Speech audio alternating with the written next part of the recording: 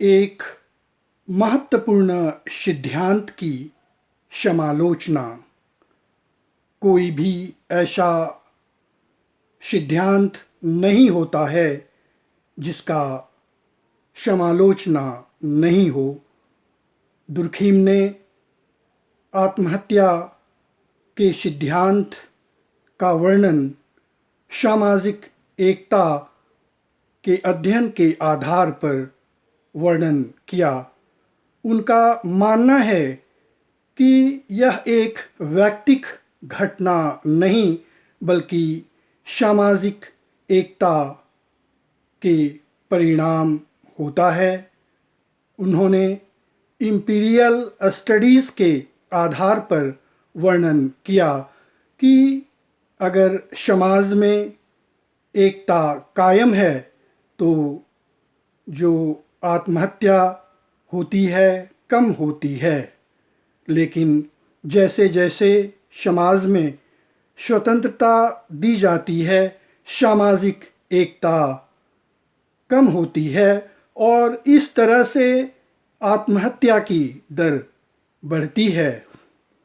जैसा कि वार्न्स ने सामाजिक अध्ययन के आधार पर दुर्खीम का आत्महत्या संबंधी सिद्धांत की कटु आलोचना की और उन्होंने कहा कि उनका सिद्धांत एक पक्षी कहलाता है। उन्होंने समाज पर अधिक बल दिया है जो एक पक्षी होने का दावा है। इस तरह से देखा जाए तो समाज के अतिरिक्त मनुष्य के जो मनोवैज्ञानिक पक्ष होते हैं उस पर भी ध्यान देने की आवश्यकता है। इस तरह से वार्न्स ने उनके सिद्धांत की आलोचना की। फिर भी कहा जा सकता है कि दुर्खीम ने आत्महत्या संबंधी का सिद्धांत का जो वर्णन किया पूर्ण रूप से सही है, लेकिन कोई भी ऐसा सिद्धांत नहीं होता है जिस पर समालोचना न हो। इस तरह से उनका यह सिद्धांत महत्वपूर्ण कहलाएगा। उन्होंने परिवार, धर्म, राजनीति से जोड़ते हुए जिस तरह से इसका वर्णन किया है, कहा जा सकता है कि यह एक महत्वपूर्ण सिद्धांत के रूप में जाना जाता है।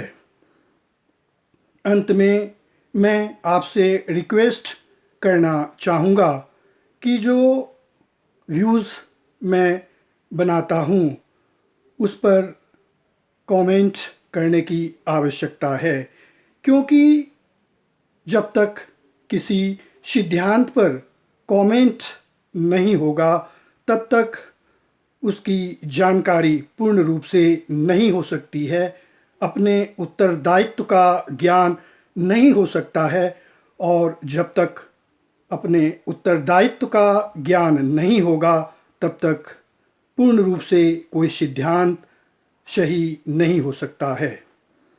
कहा गया है कि अपने उत्तरदायित्व का ज्ञान बहुधा हमारे संकुचित विचारों का सुधारक होता है और जब हम राह भूलकर भटकने लगते हैं तो यही ज्ञान हमारा पथ प्रदर्शक बन जाता है। अर्थात कोई भी सिद्धांत पर कमेंट करने की आवश्यकता है और जो गलती होती है उसे सुधारने के लिए उत्तरदायित्व का ज्ञान होता है और यह पथ प्रदर्शक के रूप में कार्य करता है। यह जरूरी नहीं है कि इस व्यूज़ को लाइक करें, लेकिन यह जरूरी है कि इस व्यूज़ पर कमेंट अवश्य करें। बहुत बहुत धन्यवाद।